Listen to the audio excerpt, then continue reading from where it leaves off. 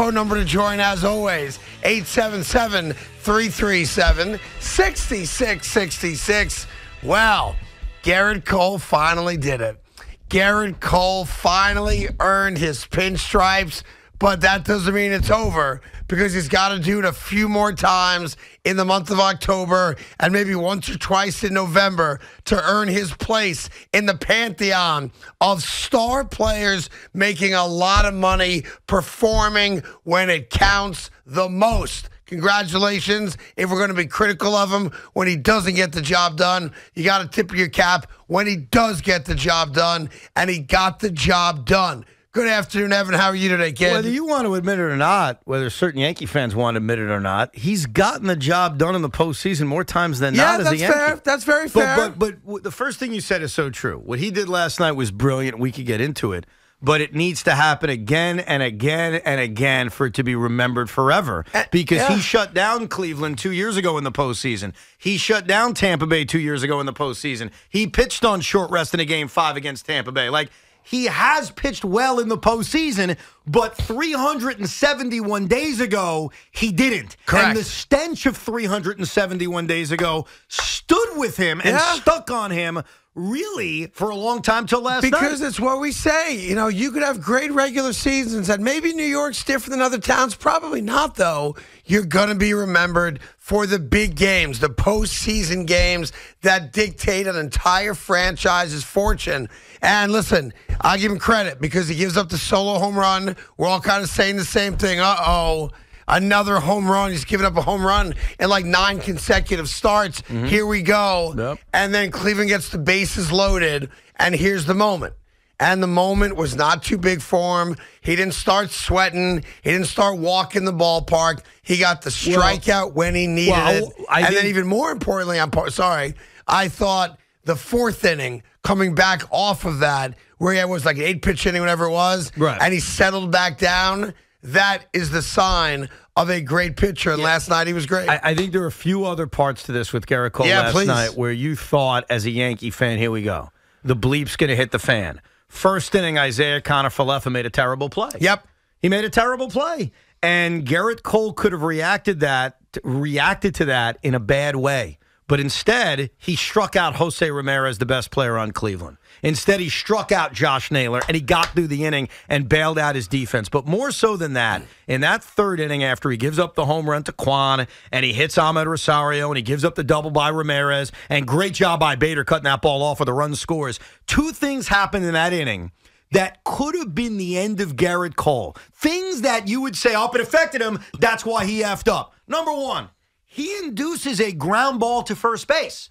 Now, I really don't think there's anybody to blame. I think Ahmed Rosario did such a good job of kind of baiting Rizzo to make the throw. And he's got to make the throw. Yeah, I think he's halfway down the line, right? Yeah, I guess he could have charged at him, but honestly, if Rosario keeps running, he scores. Right. So Rosario does a great job of, as soon as Rizzo makes the throw, darts back to third. Trevino's kind of awkwardly catches it. Rosario gets back. But think about it. Gerrit Cole got a ground out and got nothing to show for it. So now the bases are loaded with one out. You're a Yankee fan. You're thinking, that little thing may F with his mind. And here's the other thing that didn't affect him. And I give Gerrit Cole a lot of credit. He struck out Andres Jimenez. He did. Yeah. He struck him out, but Jordan Baker missed it. And again, Gerrit Cole didn't let something that went against him that wasn't his fault F him up. So he overcomes the error by IKF in the first. He overcomes the ground ball to first base that doesn't turn into an out, and he overcomes what was a missed call on what should have been a strike three. And once he got through that third inning, even with a really high pitch count, Gerrit Cole said, okay, enough's enough. And I'll do you one better than that. Not just Gerrit Cole, but a New York Yankee that had, I thought, the hit of the night, and it's not the Rizzo 2-run home run. It's Bader's solo shot in the bottom of the inning to tie the game right back up. So at no point are they really trailing. You're not going 3-4 innings down a run or down more than that and say, oh, my God, is it going to be one of those nights where the Yankee offense doesn't hit, where your Donaldson's watching the ball hit off the wall and gets thrown out at first base? And by the way, normally I would blame Donaldson for not, hightailing it around the bases because you don't know if that ball's out and being lazy there and pimp walking around because he thinks he's got a home run. But I got to say this. the 20, maybe 10 to 20 Yankee fans that are sitting right there, can somebody make a freaking play? Or just touch it. Can one of you guys reach out? Once the ball went up, that's free game. That's not interference. Right. You're not reaching over the wall, Mayor style. A 9-year-old boy knew what to do 20 years ago. And I got 15 to 20 Yankee fans, all tough guys from the Bronx, from Brooklyn, from Queens, all sitting there. And not one of you guys can grab the freaking baseball. And Craig, you knuckleheads. All you needed to do, you didn't even have to catch it. If you touch it, it's a double. Like, right. if it hits your finger and you drop it, it's still a positive because it's a double. Like, touch the baseball. It's like you guys were scared of the baseball. And we all sit here because we're all tough guys. And we all mock baseball players when they don't get the job done.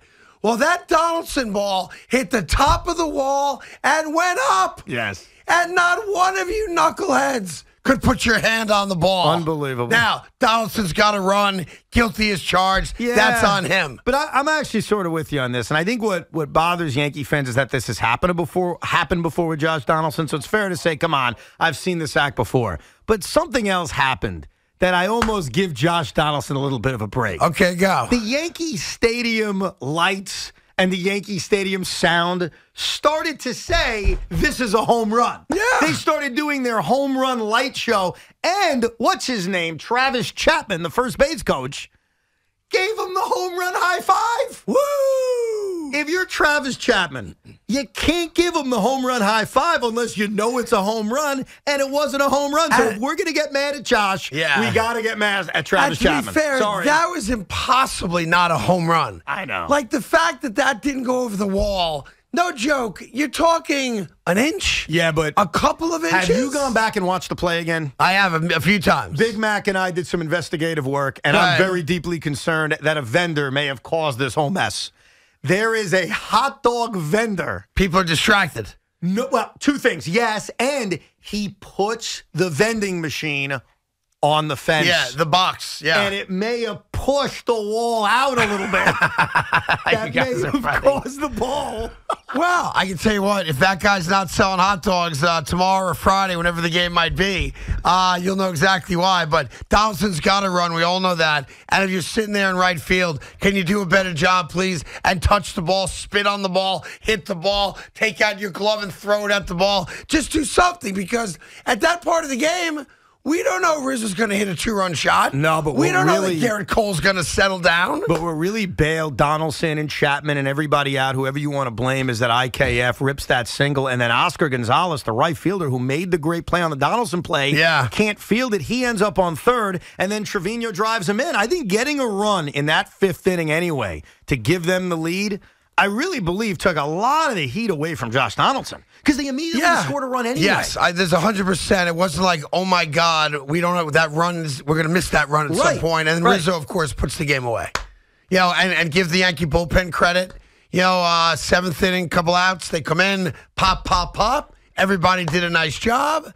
And to be fair, it's what we talked about yesterday.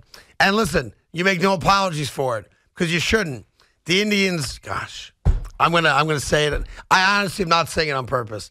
The Cleveland baseball team. Don't worry, John Sterling feels you, buddy. I want to say Guardians because that's their name now. Whether I like the name or not, I'm trying to get that right, and I can't get it right. Their offense stinks. And why does that matter? No, I'm saying. That's what I'm saying. I heard this a lot last night. I make no apologies for it. You got to take advantage of it. Yeah, I mean, my fellow Met fans got to shut up right now. I don't need to hear any. I even heard Tiki say it today. I couldn't believe when I heard Tiki open the show with this. Well, it's the Guardians. What the hell does that mean? They're a professional baseball team. They're a team you're facing in the playoffs right now. You don't get points for beating a better team. Like, you have to beat who's in front of you. And if we want to break down Cleveland's offense and say, wow, it's not that, who cares? By the way, you're in the American League Divisional Series. So what I would advise my fellow Met fans, Tiki, and anybody else is, can we stop bringing up if this offense is good or not? Because I'll speak on behalf of Yankee fans.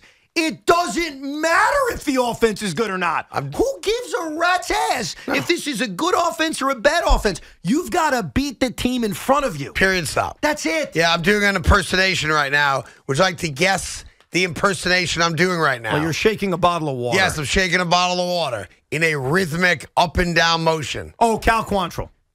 Cal Quantrill? Yeah, when he was getting ready to pitch, he was shaking it. I'm an assistant trainer for the New York Giants.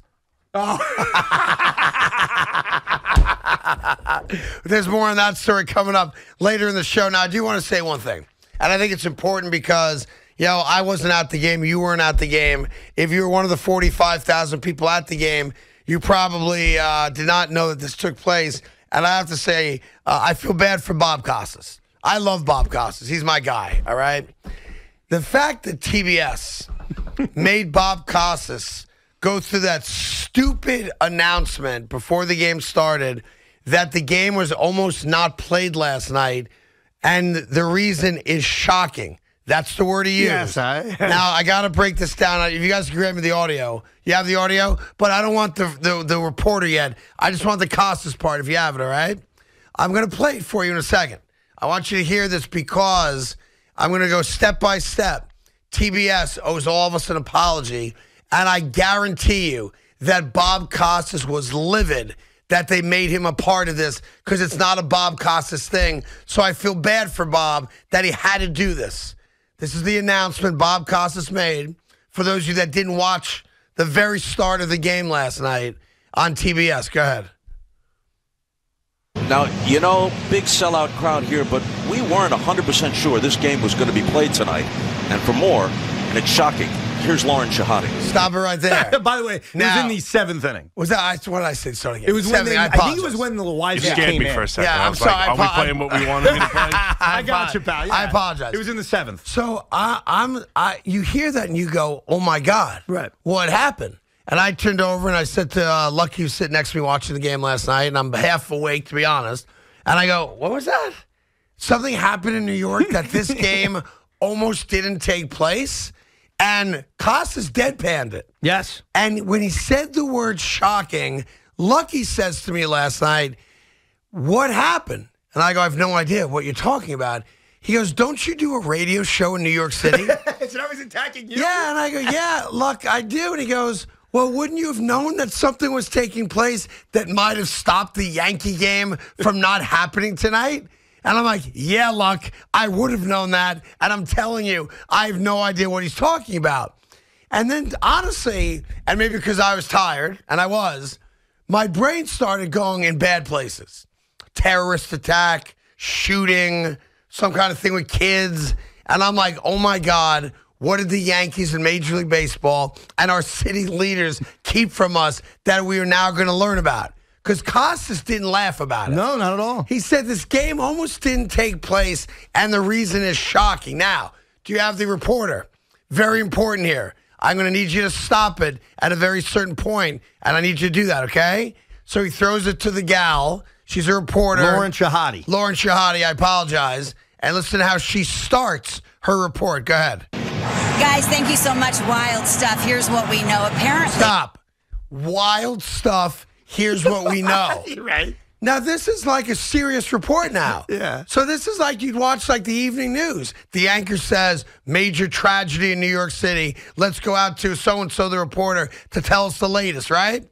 And she's playing it up like, oh, my God, what happened? I swear to God, I thought somebody died. Right. I thought there was a shooting, and I didn't, what? And in your brain, aren't you thinking, how could we have missed this? Yes. We're doing afternoon drive in New York. Right. You're ready to fire Lugauer. Plus, Can you believe he didn't tell us I this? was so mad at him last night. And I got an 18-year-old now saying, Dad, how did you not know this happened? And then it turned out nothing happened. And Shahadi, whatever her name is, and TBS decide that the reason the game almost didn't happen. Play the rest of it. Guys, thank you so much. Wild stuff. Here's what we know. Apparently, one of the stars of HBO's House of the Dragon has decided to take in a ball game here in the Bronx. Officials are hopeful that the dragon won't breathe fire during gameplay, but we'll see if he complies. All right, stop it. And by the way, the dragon now is above Yankee Stadium. So now they're showing us that. They've like hologrammed a fire-breathing dragon, and the technology's really badass. It looks like the dragon's there. I'll give you that.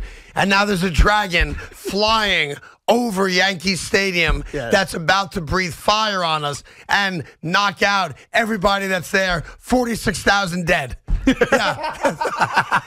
Like, what? I was so upset last night. You were bothered? I was so bothered by this. And I'm telling you, Bob Costas had to be pissed. Well, here's the proof I think that Bob was pissed. Do you remember what he said when Shahadi threw it back to Costas? No, because I went to Google what happened. Okay. Costas goes out of his way to say... the Orson Welles thing, yeah. Yeah, I want to make sure... Oh, he has it. Good play it. I kind of feel like Orson Welles, War of the Worlds. Maybe we're actually frightening some gullible people. That some Rodan-like creature is hovering over Yankee Stadium. No. Well, stop there. Listen, once I saw the dragon, I was hip to what was going on. Bob saying that was his way of saying this whole thing was freaking stupid. Let me just confirm to everybody, it's all fake. Now, it's also showing you, the age of Bob Costas and me for understanding who Orson Welles is. Me too. Because back in 1936, Orson Welles did a War of the Worlds on the radio when most American households didn't have television sets and scared people into thinking that a small town in New Jersey was under attack by aliens. Right. And no joke, people thought it was real. Well, but also back then, we didn't have the ability to go to Twitter and find out what the hell's going on. In 2022, you have a chance to go to Google and say, hey, Siri, what the hell happened to New York City while the Yankee game was almost not played? I was so mad at Bob Costas last night. And, I don't want to watch anything on TBS now. I was so pissed last night. So you were pissed at Bob for that. Everyone else was pissed at Bob for talking too much, apparently. Come on. Come on. Bob Costas is the best. I love Bob Costas. When I found out he was doing the broadcast for the whole series, I was pumped. Yeah. It does have a nostalgic feel to it. It's awesome. He never Because you're a Yankee fan. No. Come on. Bob Costas is a dope MC. Has nothing to do with him being anti-Yankee. I didn't have a problem with any one thing he said in particular. He just talked a lot. He never stopped. Because he doesn't get to do games anymore. He's happy to do it. I think Craig hit on it. He was very excited to be there, but that doesn't mean, ruin the broadcast. No, but I think Craig hit on it. Bob Costas has not done a complete series in the postseason in over 20 years. And I think for him, this is awesome. He was excited. And what I would expect for you and everyone else when the Yankees play Game 2 is Bob will be more reserved. I hope so. He was excited. Yeah. He was pumped. He was so pumped, Craig, that he would finish stories 2 innings later. By the way, to finish a point, like I was saying earlier, Barry Bonds is a dirty cheater. Yeah, he does not like the steroid guys, I can tell you that. But we've known that about Bob Costas for a long time. I respect what you're saying. It took him 3 innings to talk about the 1948 Cleveland Indians. Yeah, because like Evan said, come on. he had, he's on MLB Network a lot, has been. So he gets to impart his wisdom on the sport and his expertise on things. And he does have the show on HBO, which he's brilliant at. But he hasn't done a series. So for me, I respect what you're saying, and I'll be fair. You're not alone in it. You're not the first guy I've heard say it. So I can even be wrong on it. If most Yankee fans thought he overtalked, it's Bob effing Costas. Well, he did. He's the closest thing we have to Vince Scully in America. But I don't think it's fair to say Yankee fans. Okay, hold on. I had nothing to do with bias towards the Well, my point Yankees is, at all. I think he talked too much. I agree with you. But my defense is, it's Game 1. I am confident in Game 2. It'll breathe. We're going to get a more relaxed Bob. He's going to let the game breathe. You'll realize Ron Darling is in the booth, and everybody will be happy. Yeah, you're funny. Anyway, TBS, don't pull that crap again. Because, I was gullible. Because they set it up. I'll give them credit. Shahidi and Costas, they're good actors. They sold it, man. Like, they set it up where I thought there was a tragedy in New York City. I swear to God I did. By the way, did you also see, and this is for those that were there and didn't watch on TV, that the Yankees had a light show before the game? They shut all the lights off, and they had a very dramatic entrance and excitement for this playoff game, which is very NBA-like. I've got no problem with. And college football's doing it now, too. A lot of sports do it now. It doesn't seem Yankee-like, but whatever, that's fine. But then they flashed the spotlight on a former Yankee to run around with a Yankee banner. And that person, while a world champion, is probably the worst postseason player in the history of the New York Yankees. The Swisherlicious. Nick Swisher. Yeah. To the point where Gerrit Cole, and I got to hand it to Gerrit, how mature he's become. I watched his postgame. I loved his postgame. He is such an interesting fellow. But he said, I didn't want to go outside with the lights off and Swish running around. I wanted to stay in the tunnel. I didn't want to get involved in that. Yeah, he finally realized that, waiting on the field is not good for him and whatever his preparation is. So, but did that all bother good. you, Nick Swisher of all people? He's No. the worst postseason player in the history of the franchise. He had a great year that year. He's associated with that team. Okay. They won a championship. Yeah. And he's like the rah-rah. Okay. Like, who could you see out there? Could you see, like, Derek Jeter, right? Well, Derek Jeter was in New York yesterday. Could you see him under a spotlight in the middle of the field waving a flag? It would be awkward. Big Mac, That's the kind of guy who does that. I understand that. I guess my point is, Yeah, he's a bad postseason player. Horrendous. That would send me the heebie-jeebies if Horrendous, before the postseason, a guy who's a 160 postseason hitter is dancing with a flag. Well, listen, we got lots to do. If you were at the game last night, I'll tell you from watching it on TV, I can't remember a time when the new Yankee Stadium looked like it was rocking the way he was rocking last night. So great job by the fans. Great job by Gerrit Cole. We will give you an update on Game 2 weather-wise and take some shots at when Game 2 would be played, if not tomorrow night on Friday. So we've got some info for you on that.